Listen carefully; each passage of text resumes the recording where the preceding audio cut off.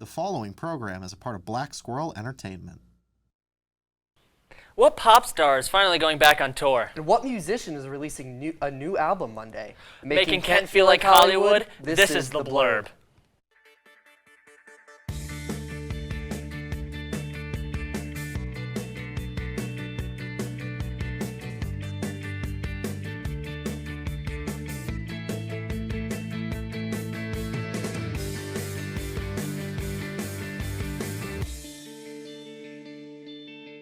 Welcome back. I'm America's second favorite lesbian, Sam Thomas. And I'm your one-man pride parade, Nick Keller.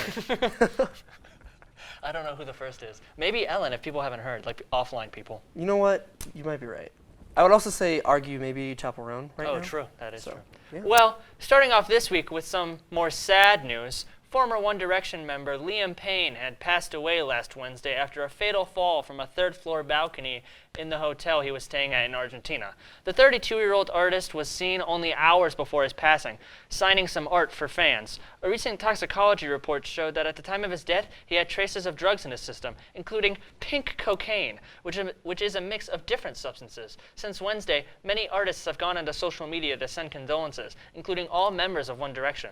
One of the members, Zayn, had canceled his North America tour due to this unexpected loss. We here at the Blurb send our condolences. That's really sad. I remember when the news first came out, I was like, there's no way. And then everybody started reporting on it. Yeah, I was really surprised too. Yeah, that was crazy, but that's really sad. Yeah.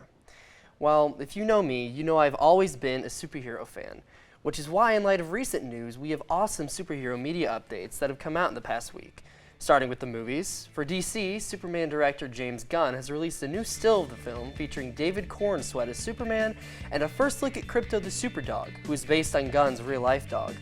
For the TV side of things, we were given our first teaser for Prime Video's long-awaited Invincible Season 3, which will release on February 6th. While DC announced their casting for Hal Jordan and Jon Stewart in their Green Lantern series, who will be played by Kyle Gardner and Aaron Pierre. So my fellow superhero nerds, look to the future with bright eyes because these heroes are about to pack a punch. I'm super excited for the new Invincible season. I know, so am I. I just finished rewatching both the first two, so I think I'm really excited. After a quiet few years following the success of his last album, Tyler, the Creator, is back with a new album, Chromacopia. In the teaser video, we see a group of men walking into a shipping crate, and then the crate exploding on the beat drop, transforming the black and white video to an almost oversaturated color. With a few songs being teased throughout this week, holding a grungy sound of the album, Tyler revealed Chromacopia's cover art along with the project's release date, which is on a Monday rather than the typical Friday. You can tune into the new album this Monday, October 28th. That's really exciting. Yeah. I really liked his last album, Call Me If You Get Lost. I love Tyler. He's so funny, too. Yeah, he's so funny. While Little Monsters rejoice, Lady Gaga announced on her social media on Monday that she will release a new single and return to touring in 2025. The post came with a release date for the single called Disease and will drop on October 25th. The post also seemingly included tour dates and locations. The tour will allegedly be a celebration of art, music, and the power of being yourself. Gaga has always embodied all these themes in her previous tours, which is why she has a massive following from the LGBTQ community. This will be her first time touring since Chromatica in 2022. There's no new information at this time, but we will definitely make sure to keep you all updated as news progresses. Definitely, I'm excited. I know, I'm really excited. I'm a bit of a Gaga fan. Yeah, no, I am too, and I'm going to try to get tickets to that if I can. Cleveland became Hollywood this weekend as the Rock and Roll Hall of Fame induction happened, with artists like Cher, Dave Matthews, Ozzy Osbourne, Kool and the Gang, and more being inducted, and electric performances from artists like Dua Lipa, memorable heartfelt speeches from Zendaya, and even a tribute to some of our recent late artists like Jimmy Buffett. It's always a treat to honor some of the greatest artists locally in Ohio, and this one was certainly not one to forget. I feel like every time that there's the new inductees, I'm always like seeing who's on the list. I'm like, were they not on? Yeah, were they not inducted already? Or has been around for so long. I feel like especially like Ozzy and Mary J. Blige, I feel like we should have already been in there. Yeah. But that's just me. Well, the production company behind Blade Runner 2049 is suing Elon Musk and Tesla for allegedly feeding images from the movie into an AI generator to create unlicensed promo photos.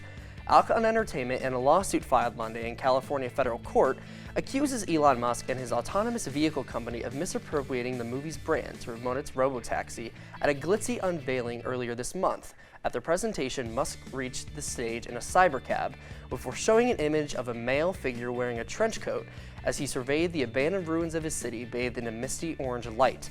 In the upper left corner, the words, "Not this," appear superimposed on part of the sky. Alcon claims it was created by copying images from the film and prompting an AI image generator for a replica over the company's clear denial of licensing rights. Yeah, this is believable. AI has no soul, and I don't think Elon Musk has one either. Every time I see a Cybertruck, I'm going to throw something at it. Well, don't go anywhere, because after the break, we're putting on our Mickey ears and talking about underrated Disney movies.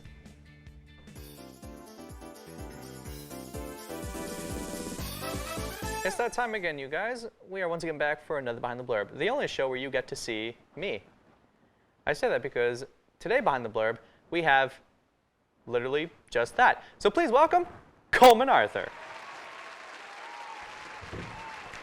Let's freaking go, man. Hi. What's up, Coleman? How have you been? Hey, yeah, I mean, it's good to see you. Oh, by the way, I love what you're wearing today. You got a really great outfit. Dude, yeah, thank you for having me on. It's an Thanks, absolute dude. pleasure. That means a lot.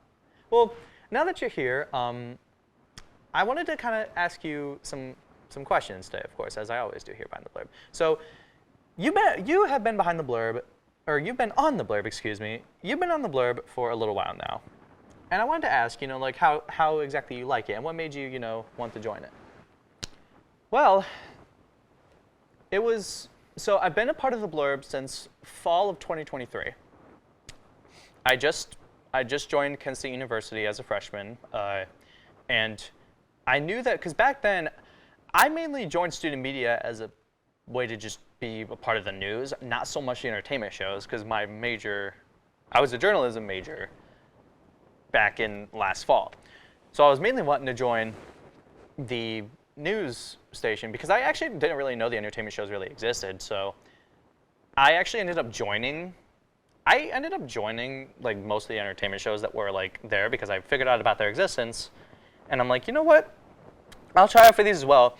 So I just kind of did that. Like I was a part of, or I auditioned for specifically the blurb, obviously, but I also joined some other entertainment shows, like specifically All Systems Go and Grab Bag, which you can also tune into, by the way. You can tune into All Systems Go Wednesdays at 8 p.m. and Grab Bag Thursdays at 9 p.m., by the way. But I joined those shows because I wanted to have fun on the entertainment side of broadcasting, in addition to doing the news stuff. And yeah, I just kept doing those shows, which was really fun. Which was funny because back when I joined student media, the show Grab Bag was actually called The Agenda, and then spring it got turned into Grab Bag, but that's a different story. But yeah, I was on cast for both shows, and then as of this fall, our former showrunner, Jenica Jenick, had graduated, so there needed to be somebody to step up. So since then, I applied, and now I'm the showrunner for the blurb, and I'm also TV executive producer of the entirety of the TV shows of Black Squirrel Entertainment. Oh shoot, yeah. So you haven't even been here that long, and you've jumped very quickly to showrunner. That's an impressive feat, dude. That's awesome. Yeah, it's crazy. I never thought it would happen this quick, or at all, really. Dang, I would love to showrun this show. That would be very cool.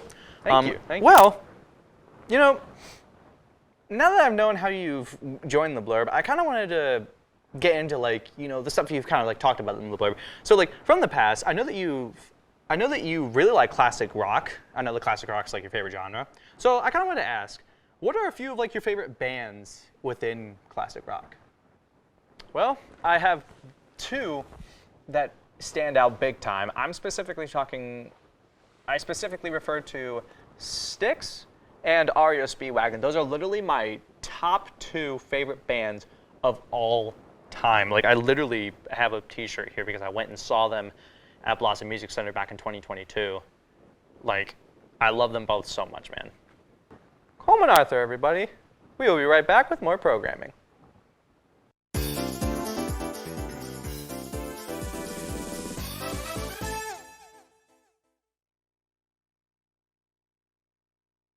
We all know Walt Disney, but we also all know his company. I mean, you must have spent 10,000 years in a lamp if you don't.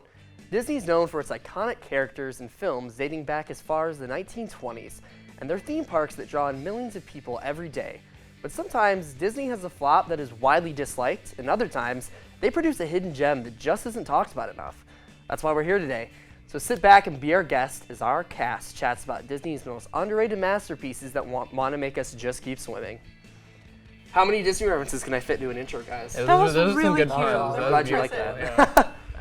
All right, well, I will start off because I really want to talk about this movie. So I will start off with Meet the Robinsons. I watched this movie a lot when I was a kid. The soundtrack is beautiful too. I don't know, has anybody else seen Meet the Robinsons? Meet the I Robinsons have, is pretty good. yeah. I think I've only seen it once, but I know I've seen it because I do remember it. Yeah, no, I think it's probably their most like number one underrated one because I feel like nobody talks about it anymore. Really? I feel like I hear a lot of good stuff about See, it, honestly. For me, like, I always hear people say, what's your number one underrated Disney film? And it's always that. So I feel That's like valid. it's gotten to a point where it's not underrated That's It's anymore. like cresting the valley. Yeah. And I feel like with Disney Plus now and access to all their different things, it's gotten a lot more attention nowadays too. So, yeah. All right. Well, has anybody else seen Atlantis: The Lost Empire? Oh, that's I was just about to say that. Yeah. with that's- Milo Thatch. Yes, that's a great. That is, I think, one of their best movies. Straight up. Milo Thatch, what is the reference to our previous showrunner? You know what? That was a great reference. I Yeah. love that. That's it. That's the block. Cut it. Yeah, Atlantis was great. Also, the end. Funnily enough, fun fact: the end of that movie, like where it pulls out and it's the whole city and stuff and all the ships flying by. That is kind of notoriously Disney's most difficult to animate shot that they yeah. ever did. Yeah. And then it barely Yeah, any exactly, love. and no one knows about it. Barely got any Crazy. love. Like the More not love. cinematography, because like it's not an actual like live thing, but like the animation. So I think that Yeah. if Disney's gonna remake any, this is my opinion. I think that if Disney's gonna do any live action projects, they shouldn't do their really loved and well-known ones. They should do their more underground, less loved ones. Yes. Like Atlantis would be a A great live action Atlantis will make them so live much action money. project. I also think that I think Meet the Robinsons just stays as it Yeah. is, but one that we'll talk about later, Treasure Planet. I think that would be Okay. another. Oh, now we'll Yeah. talk Do you wanna about get it. into Treasure Like, Planet? go for Please, it it's now. my favorite movie of all time. Is it really? I can love see that it. movie. I can see it. It's like genuinely like the storyline, the soundtrack, like the animation. I love it all. Yeah, I remember. I didn't watch it till I was a little bit older. Only because it kind of fell under my radar. Because they're all like kind of underrated, not really promoted as much. But I watched it when I was older, and I was like, this is so good. Yeah.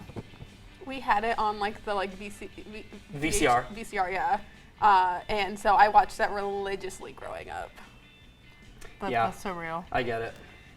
Well, also, I am a big fan of the Goofy movie. Yes. So the first or the second one, or both?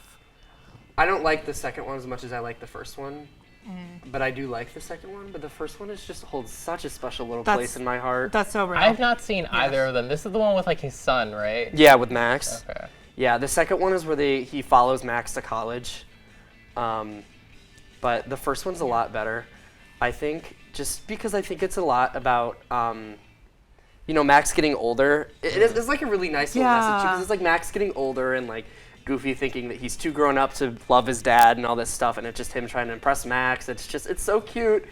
And Powerline is iconic. And like just the entire road trip like scene of it is just really iconic too. That one scene where Goofy is just like, okay, left or right, and like Max says like where to go, and it's not like where they're supposed to go, and Goofy's just like so angry because like he knows. Yeah, It's iconic. big fan of the Goofy movie. Peter, what is your favorite like underrated Disney movie? Do you think? Probably The Fox and the Hound. Oh my Fox and the Hound. Fox and the Hound is also super depressing. Yeah. I know. It's Oh one my of the God. saddest Disney It's films so I've watched. sad. I think it's probably the first movie I ever cried to. That's valid. Real. I actually like. I remember asking my dad about it, and he was hesitant to let me watch it. What do you like about it, Peter?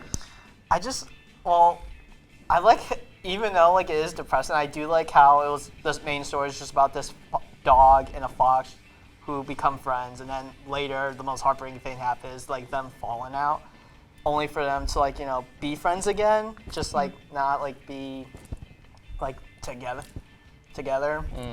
Yeah. That's a great pick. A regular old strangers to lovers Yeah. to enemies. Yeah. Love it? Not really. Anyway. What? Anyway. That's wild. My two of my favorites are The Rescuers and All Dogs Go to Heaven. Valid. Which one was All Dogs Go to Heaven? Yeah, So, I don't know that I know that. So it's this one with, I've never actually seen like any other movie that has my name in it, but the little girl like named Anne Marie, and the dog named Charlie, they just go like on this adventure, and like Charlie like eventually like, it's sad. It's sad. It's a good movie. The but title it's is exactly I was what you gonna said. say it wouldn't be called that if a dog didn't go to heaven. There's also a really sad. It's sad in hindsight now because the little girl who voiced her died in Yeah. real life too. Yeah, no. and like the final scene, like the voice actor was like tearing up. Burt Reynolds. Burt Yeah. Reynolds, yeah. Because like he's like acting alongside of like one of her last ever voice lines, so it's like heartbreaking. Yeah, and it's just a gunshot to the chest when you watch it nowadays. So it's like, but it's a very cute, really beautiful movie that I recommend everybody watch. A lot of sad, underrated Disney movies. yeah. The happier aspect, Emperor's New Groove. Great pick. That's a Yeah. good I one. wrong Nobody talks lever about it enough. crunk like 10 out of 10. Pull the lever, crunk. Yeah. Wrong lever. I feel like that spawned so many memes that I feel like the memes are more popular than the movie itself. Yeah. Genuinely. Another one I really liked is this is probably my favorite Disney movie. Period. Is Hunchback of Notre Dame. Yeah. That's another great one. That is, I think, in my opinion, it's the best animated Disney movie. I think that Hellfire is one of the best Disney Oh film yeah, the songs. soundtrack. Oh my gosh, yeah. The soundtrack is so good. You got Hellfire, God Help the Outcast is great. Oh It's a my great god, so good. Speaking of great soundtracks, Brother Bear. Brother Bear is Yeah. I've fire. never seen Brother Bear. Tell everybody Yes. I'm on my way. New places, new Brother Bear is places good. to see. Didn't they get the second? There was two, right? Yeah, there was a second one. I and remember 'cause I the had the second one DVD. it was pretty good. It wasn't as good as the first, but like I enjoyed it. Is Brother Bear, I'm forgetting, is that the one where she's like, my dear husband Edgar died, and he goes, stop telling everybody I'm dead. Yeah. Is that from Brother Bear, or am I just crazy? No, that is. Okay, yeah, that's what I thought. That's that movie's funny. And doesn't it have Joaquin Phoenix in it, if I'm not mistaken? Yeah, It does? actually. Yeah. What? I It didn't know does. that. I can't remember. I think he is like the bear. What? Yeah. Like I'm pretty Really? sure he's the bear in it. Wow. Yeah. I always, He was in younger, my mind, but- when I think about it, I think I blend 1 and 2 together because when I think about it, it's hard for me to remember what's in the first one, what's in the second one. But yeah, those were good. I just want to throw this in there. Do not come for me. I like Turning Red.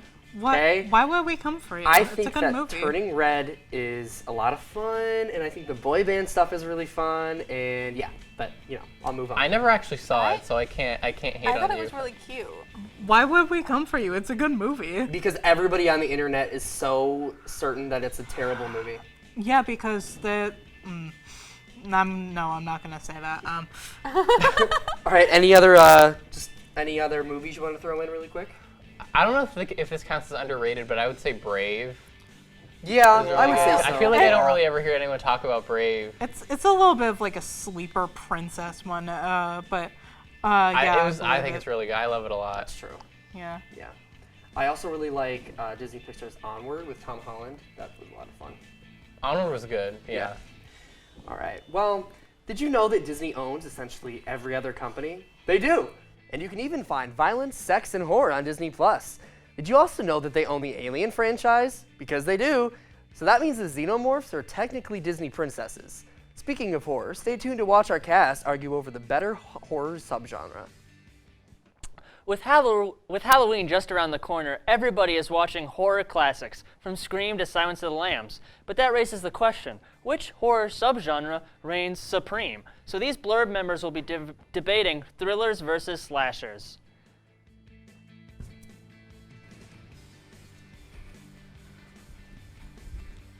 Hi. I'm going to be making my case alone. So I'm going to be debating thrillers. So there are some very, very iconic thriller movies that are just so iconic to the horror genre in general and just very integral to just movies in general. You even mentioned one of them in the intro, Silence of the Lambs. Silence of the Lambs is probably one of the most key thriller movies that I can think of, and it's honestly my favorite horror movie, period. And there's just so many different ones. I actually have a fun little list here that I'm gonna read off of examples. So, Shutter Island. Shutter Island is just a very iconic horror movie, and it's a thriller movie, and the twists and turns of the plot of it, it's just to the point where some people say it has one of the best plot twists. Speaking of plot twists, Sixth Sense, another one of the best plot twist examples. There's a lot of these. And Zodiac, the movie about the Zodiac killer, that's another amazing thriller movie.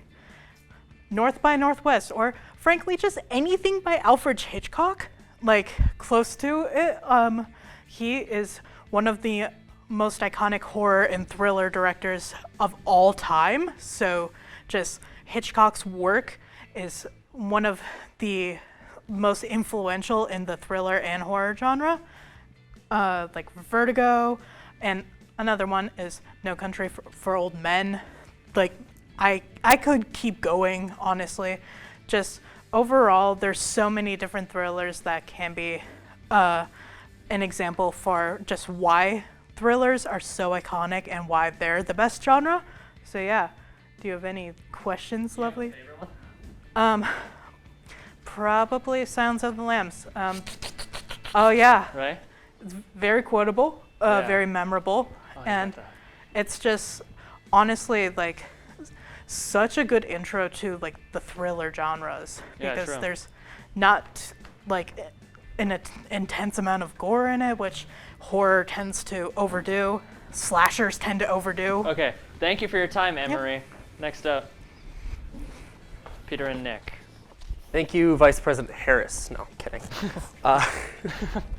So Peter and I are here to talk about slashers and tell you, I guess not why they're the better horror genre, but more so why it's the most important horror genre. We should start off with its influence on horror culture in general, because we have all the classics like Friday the 13th, Halloween, that type of stuff. As you can see here, Peter's a huge fan of Halloween, as am I. And I think that a lot of the things that the original slashers and things like that did, like Halloween, that type of stuff, it sort of played into how other horror movies do its magic. It sort of adds an element. Slashers added an element to horror that nobody really saw before, and it basically just paved the road for other horror movies. Anything you want to add?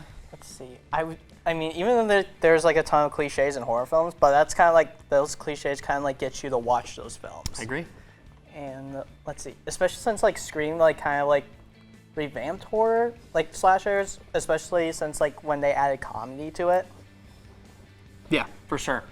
It also gave us really iconic characters. Yeah. Things like Jason Voorhees and Michael Myers, Freddy Krueger, all of the greats that, nowadays when we think of horror movies, we think of these characters. Because I know when I hear when I hear the word Halloween, I not only think of the holiday, I also think of Michael Myers and and the Halloween movies, that type of stuff. And it also, Anne-Marie brought up gore earlier. Right. And I do believe that they can tend to overdo it, but if they do it in a good fashion, like in, I guess, sparing amounts, it can craft a really well done slasher film. That's not just all blood and gore. Do you guys have a favorite killer, like from slasher movies? Just go. Michael Myers. I'm with him. Oh, really? Yeah, absolutely. We're huge Halloween fans. I watch Halloween every Halloween, the original. Wow, fun. Yeah, my mom and I do. Thank you for your time. Thank you. Okay. They said okay. I think you guys both made really good points. I do think that when you think of horror, slashers like that but might be more iconic, but when you think of like the history of classic film especially, and a lot of those movies, thrillers keep coming back, and I think both have a lot of range. But honestly, I like horror movies kind of, but I would have to, if I had to pick a side, I probably would choose thrillers to be my favorite kind, even though you guys both made really fun arguments. I do love Scream. I think Scream is maybe the best horror franchise, in my opinion. The first two, at least, are awesome. But yeah, I think thrillers might have to take the crown, in my opinion. Yeah.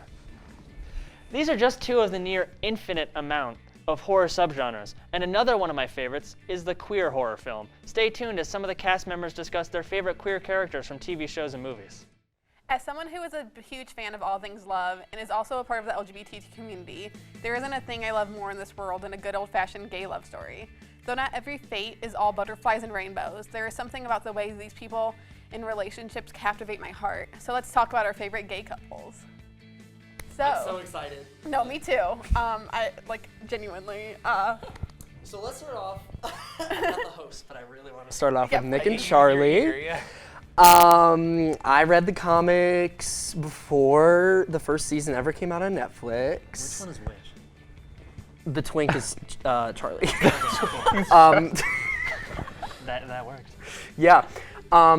So I read the comics before the series even came out, so I was really excited. And I watched it, and I literally think I stayed up till like 3 a.m. on a school night just binging the first season, and I sat there and I cried for like an hour because of how wholesome it was. So I have only seen the second season because my sister was binge watching it, and I kind of got engrossed in it. And so then we sat and watched the whole season, and then I was like, well, I have to go back and watch the first one now.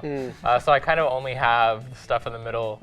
Yeah, but I enjoyed what I saw. yeah, no, they're sorry. Go ahead. No, it's okay. I was just gonna say it's very nice to see an actual pure gay love story. Yes! It's not full of trauma and angst and all these things. It's just they're happy and in love, and it's just beautiful. No, yeah, they're real cute, and it's Nick is the best person ever, because he takes care of Charlie later on. If you know what happens later in the show and then in the comics too, it's just really wholesome.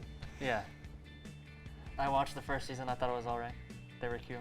I'm not a big fan of the show, but I don't want to be a bummer. They were cute. You don't like British people. I get it.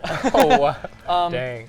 I think another one that I think is very a core memory to a lot of people is Marceline and Bubblegum. Absolutely. That's true. That's true. I love them. I'm not the biggest Adventure Time fan. To be honest, the only thing I know about Adventure Time is fan art of them. Basically, I watched the first season, but I didn't finish it. But I really like them. They're very cute together. Yeah, no, I'm in the same boat. I never really got into Adventure Time as a kid.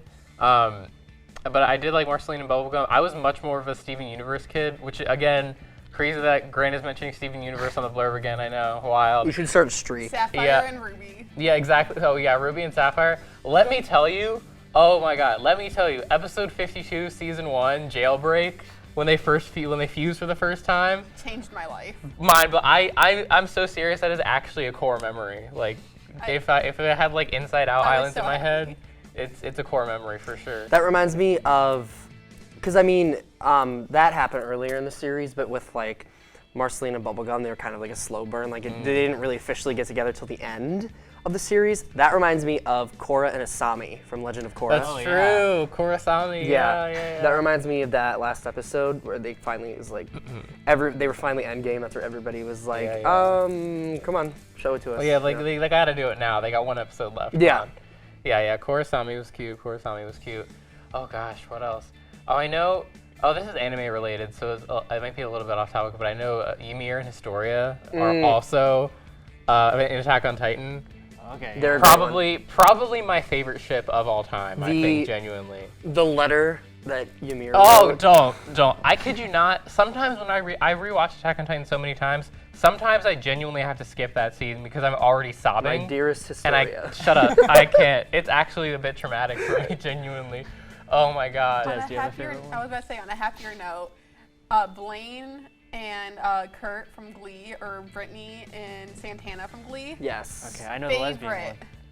Favorite. They're one great. of my favorite shows. Glee gave it to us before anybody else. Yes. I will say I hated Glee. They were the only part of the show I liked. Glee is objectively a bad show, but it's like it's so good when you watch It's it. iconic, but like it's so bad. Santana is so fun. I have only Santana is seen very clips funny. of her basically from Glee. Again, I only know the lesbians from something. Kurt's my favorite. But just their scenes together are so funny, and just Santana alone, from all the parts I've seen, is just like a standout star from that show, and it's really funny, and I love that character, and it's awesome that she's able to like find someone else there. Yeah. And then with Kurt and Blaine, it was kind of just like, Kurt was kind of just like had this longing since the first season to have somebody. And when he meets Blaine later in the series, and it's just the cutest thing ever when he's saying Somewhere Only We Know for Kurt. And then he cheats on him. Yeah. Oh, I forgot about that. But it's okay because Sue puts him in an elevator and they get back together. Wow. Healthy relationships. You're right. I also really want to talk about one that you and I can yap about for a second. Yes. Holt and Kevin from Brooklyn Nine-Nine. Love it. They were Oh yeah. they were they split up for a little while before the last season. Oh my god, that broke my heart. But at the end of the show, they get back together. They share a kiss, and the sprinklers going off in the precinct, and it's real cute. It's beautiful. It's great. Holt and Kevin are very adorable. Yeah, I agree. Now Rosa never technically gets like a love interest, like full love interest for like her bisexual part. No, but Rosa doesn't really need one. No, Yeah, she that's doesn't. true. And like I'm so happy that like they gave us that representation and not only just like a gay couple. but Yeah, a like it wasn't her bisexual. whole personality. Yeah. Yeah. And they made it a whole point in the show too. Like it wasn't just like they dressed it, because they made it like a whole thing for her to like come out to her parents and everything, and them like not automatically be like, yeah, okay, like they had to sit with it for a minute, and it was a whole plot line. Did anyone watch The Last of Us? I am. Yeah. I had played the games too. I think more of the games when I think The Last of Us, but yes, yeah. Bill and Frank. That episode tore my heart out. Killed me. Threw it in a paper shredder. That was genuinely. Well, I was thinking Ellie and Dina more so, but yes, Bill and Frank. That episode genuinely. I think that was probably one of the best episodes of television just ever made. Genuinely. Me and my boyfriend were watching it together, and we're literally like both like holding each other sobbing It because we were was so sad. awful. Dang. But I know in the game Last of Us 2, Ellie and Dina, I love them so much. Ellie and Dina are great. And it makes it all the more like heart-wrenching when like Ellie is going around doing crazy stuff and you're like, you have a loving wife, go back and be happy. You're stupid. Like, what are you doing? That's one of two things I know about The Last of Us. There's zombies, and then there's those gay guys, and then and then the lesbians. There's zombies and lesbians. That's zombies, the Last of Us. lesbians, and then the two gay guys. Yeah, True. that's The Last of Us. I know you have some pretty like niche ones. Oh, okay. These are more just lesbian movies I really like, and I think the relationships are really good. I'm a big fan of the movie Portrait of a Lady on Fire. I have yet to watch that. I don't know if you guys have seen it, but it's a lesbian French period piece. It sounds artsy or whatever, but it's not really. It's about this woman gets hired to paint a portrait of this other woman, but she doesn't want to have her portrait painted. So they hang out all day on this island, and then she has to go back to her room and paint her. So she just basically has to look at her face and like think about her all the time, and it sets them up to fall in love. And it's like, I have never wanted two people in a movie more to just like be in love together and Than those kiss. two. Yeah, and the whole thing is that there's like no men on the island, and they have other stories too, and there's no music, so you really have to just sit there and like sit in them like embracing each other and learning more about each other. I love that movie. Also, a more happy, fun one is The Incredibly True Adventure of Two Girls Falling in Love. That one's more of like a mask femme high school relationship, and it's really fun. It's on Netflix. It's cute. That makes me think of Bottoms. Oh, The movie Oh, Bottoms. Oh my God, Bottoms. Yeah. Another thing I wanted to mention, I completely forgot to mention this. Agatha All Along is like coming out right now. Very gay. Yes. First of all, Billy, aka Teen, is and his boyfriend, and then Agatha and Rio, obviously very gay coded. Oh my God. Just that like first episode when they're like in their house, she literally licks her hand. Like be so for real. There's so much sapphic tension. Oh my between God, them, so it's much. crazy. True. Like if they don't kiss by the end of the series, I'm gonna lose my mind. Yeah. So Mitch and Cam, really quick. Mitch and real? Cam from Oh, Modern Family. classic, Apparently classic. So love it. funny. Yeah. Anyone else, really quick? Oh. Thaisa and Van from Yellow Jackets. Yellow Jackets is an awesome show, and they're a very. Oh, I've heard that's good. I need to watch that. Me too. So, speaking of things we love, here at the Blurb, we absolutely adore music. Up next, watch as our cast tries to guess what music we're all listening to.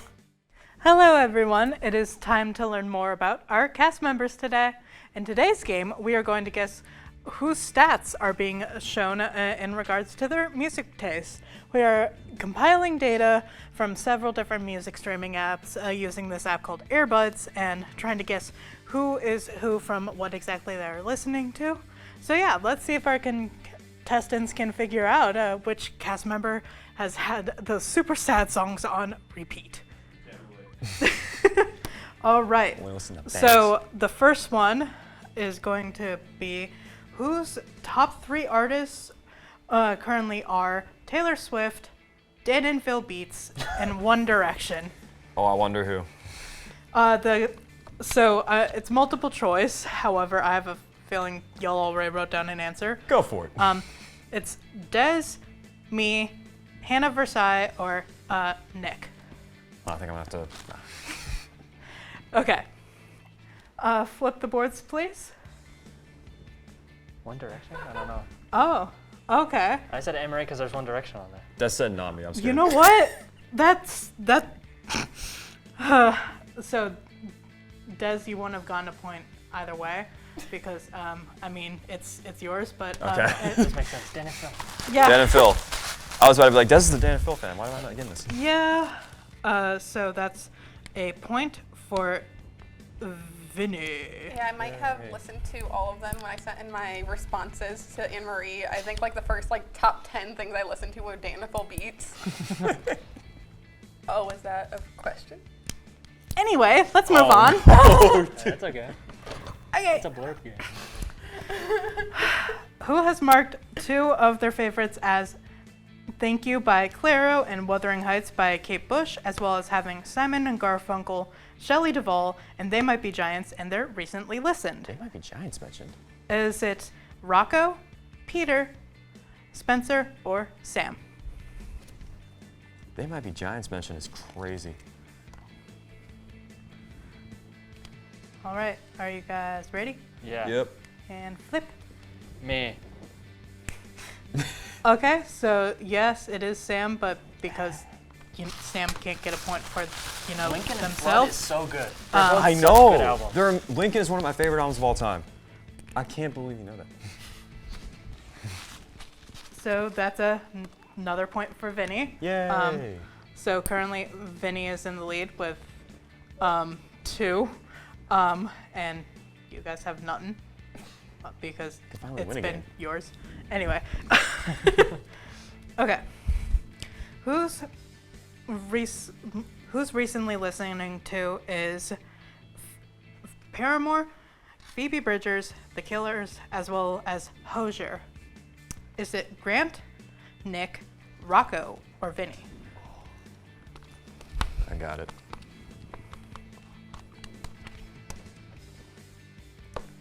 Y'all ready? Yes. Yup.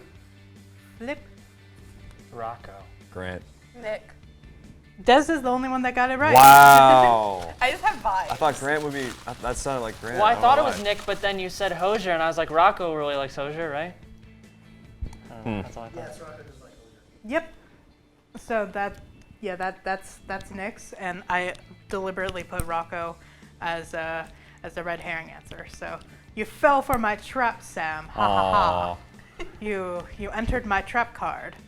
But can we just like look at we got Lovers some, Rock, we got... Yeah, we got some pretty good ones, honestly. Got Am I Dreaming, Daydreaming, Paralyzed, all the things I've done. Got TV Girl, Sky Street, like come on, this is TV insane. Girl mention. So honestly, kind of based. Oh yeah. Yeah. But next question. All right. Whose top tracks of the past 4 weeks feature Last Surprise from Persona 5, Shout by Tears for Fears, In the End by Linkin Park, and Timeless by The Weeknd featuring Playboi Carti? Is it me, Peter, Vinny, or Spencer? I got it. Also, I don't know why the like image of Wait, like can you last say the names one more time? me, me, Peter, Vinny, or Spencer. I don't know why the last surprise image is like deep fried, but yeah. All right, flip your boards. Spencer. Put Anne-Marie. So that was actually Vinny's actually me. answer. Yeah. I didn't expect Last Surprise to be up, but it's really I have not played the game, but that is one of my favorite soundtracks of all time. Like it's just actually an amazing soundtrack. It's an amazing soundtrack. It is. I love Persona 5, so that's why I put myself as an answer. That's because why I put you, because I knew you like Persona 5. Hey, yeah. Yeah. I wear that. I wear a Persona 5 shirt like on here I've a seen you lot. wear it. Oh yeah. Yeah. Yeah. I really thought about these guys. All right.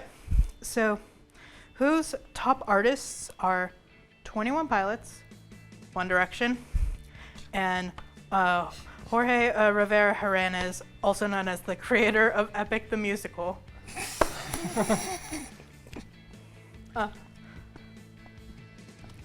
So the choices are Grant, Rocco, me, or Nick. This one's tough. We're gonna go an oddball here. Wonder who it could be. All I right. don't know. Flip your boards. Anne-Marie. I'll put Rocco. Yeah, it's me. Oh, it's Anne-Marie. Yeah, that's me. So Sam, you got your first point. Let's go! Sorry, that was too loud. That was too loud. I'm My sorry. ears hurt. I had a microphone. I totally forgot I had a microphone. My ears hurt. My bad. I got excited. Sam. I got excited. Those levels peak. Gosh diddly darn it, Sam. Yeah, Lavish is the best song off Clancy.